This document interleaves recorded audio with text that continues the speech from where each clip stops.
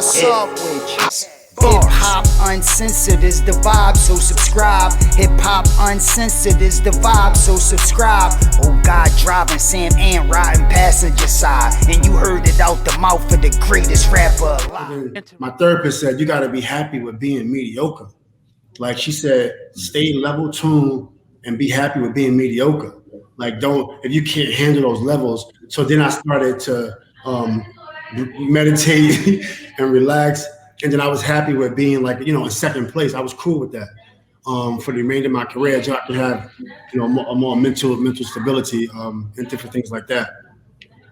Definitely appreciate that. Let's talk about, I think 2009, you go to the Lakers.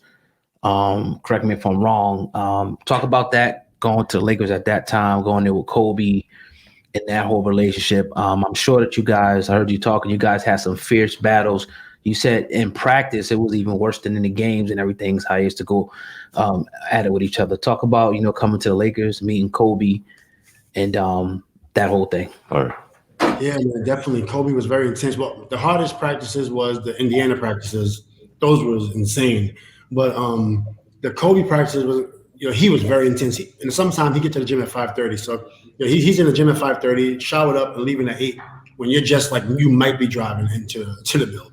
Wow. In practice, he was John and RIP, my brother Kobe. In practice, he was just like going at your neck.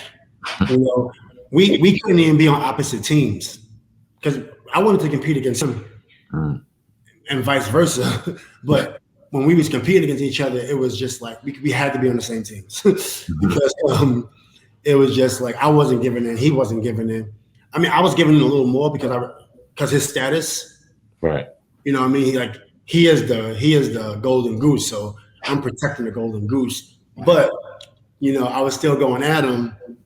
In one practice, I remember he was talking trash to me, and then I was talking trash back. And I kept talking. I wanted to be the last. I wanted to have the last word. And then Phil Jackson was like, "Metta," or Ron at the time, "That's enough." And I was like, "It's not enough. I say it's enough. Y'all, none of y'all niggas, God, fuck y'all." And then, but it was a good practice. It was. I miss those days, man. I miss those days. Right. Yeah. When you got the news that he passed away. Yeah. I was actually in my house. I took this guy to a game prior. I took this guy to Kobe's last game actually. I gave him some tickets. He was there, and then I got a text a text that morning from him. He's like, "Yo, Kobe died." I'm just like, I just woke up and it's like, it's a hoax, the Inquirer type shit, you know what I mean? So then I called him like, "Yo, what are you talking about, man? Like, why you say that?" So he says, "True." So I'm like, I'm 50-50 at this point. And then I text Kevin Garnett. And Garnett was like, "Yo, it's real." And I think I texted him like, "Yo, you heard what happened?"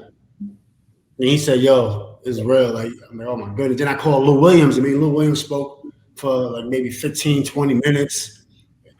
And then that's how it went, man. And Lou thought that we heard that it was kids on the plane. And we knew that one of the babies was on the plane. Yeah. But it was other kids on the plane. So then somebody said, oh my goodness, like what's going on? Like it was just crazy.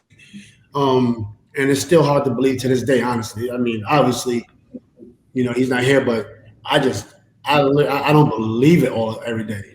It's hard for me to 100% believe that Kobe not here, But that's how we feel. Yeah. Definitely. Yeah. Appreciate your perspective on that. Let's transition out of basketball for you because I think some of your greatest accomplishments and greatest achievements are off the basketball court, brother, and they need to be highlighted. So let's transition to off the basketball court, life after basketball, man. What you got going on? Yeah, man. Thanks for asking. Well, I always loved school. I was my major was architecture. That was my first major. When I was so I was supposed to go to Miami University. I went to St. John's, supposed to go to Miami or Notre Dame, and I took those visits. I had a love for math, but obviously I just pursued basketball. When career was over, I was like, what am I going to do? I was either going to do a couple things. I was either going to rap full time, and whatever I was going to do, I was going to go full time. Word. I didn't want to do like one thing. So I was going to rap, coach, do digital marketing, or I was going for my Series 7. So I studied for the Series 7, and it was kind of difficult. So I just put that to the side. I didn't really want to rap anymore because it takes a lot of time, like studio time, performing, being away from the family. So I just threw that to the curb. And then our coaching was cool, but I was being drawn towards digital. So I went back to Irvine, Concordia Irvine for business analytics. So I had class on Saturdays, just to prep on how to prep to sell companies. Actually, that was business analytics. And then I went to UCLA on Mondays and Wednesdays for digital analytics and social media. So I kind of was taking those classes, and I got drawn towards digital marketing, email marketing, whether YouTube, programmatic, and then also technical marketing, in-app marketing and different things like that. My son is a developer. He just got accepted. He had MIT, Stanford, Harvard, graduated at 15 years old, all that type of stuff. Really genius kid. So he's doing like 3D design and development, real development. So we have that, that side. I mean, people don't really know about. So we're building a tech company together. Experts at Sports is our first tech company that it's a basketball platform. Mostly, we're building companies to capture data, and we're building our own database right now. My son's working on it with a couple other developers. So I manage developers. So I'm like almost like a product manager, sort of, or smaller scale. So Xcode, Terminal, which is like Google search for developers, working with senior developers, working with CI systems and different things in development. And then with that being said, so we have a couple different verticals in my company. Our test management group is the parent company. The first vertical is Gridello, which is the tech company, which is our first tech product is Experts at Sports. Then we have Intrinsic, which is a business management company. Canelo Alvarez is actually signed to that company, which is really cool. So we do taxes and reconciliations and bill pay and stuff. So we got a bunch of athletes and like real estate developers and stuff there. I invested in that company. I don't work day to day there because it's not what I'm interested in, But we have that vertical. We have in-house marketing also, and then we have we have some investments. We have an investment arm. I got a company called Buttercloth, which Shark Tank, Robert Herjavec from Shark Tank invested in. Different things. So just trying to.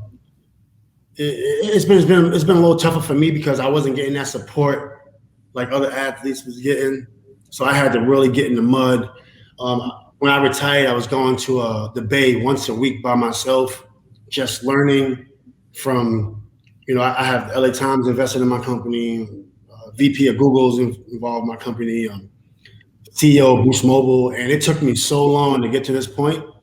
But I was like, I'm just gonna stay in the mud, and I'm just gonna work hard, and that's it. Because I wasn't getting a lot of corporate support. Because people look at me like defensive player of the year, wild guy, the guy who fouls, and so I had, I'm just gonna get it on my own.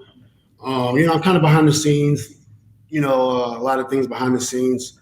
And I got our test management group. We had a management group. We have a boutique management group. We want to be a big management group one day. But yeah, that's kind of what we're doing.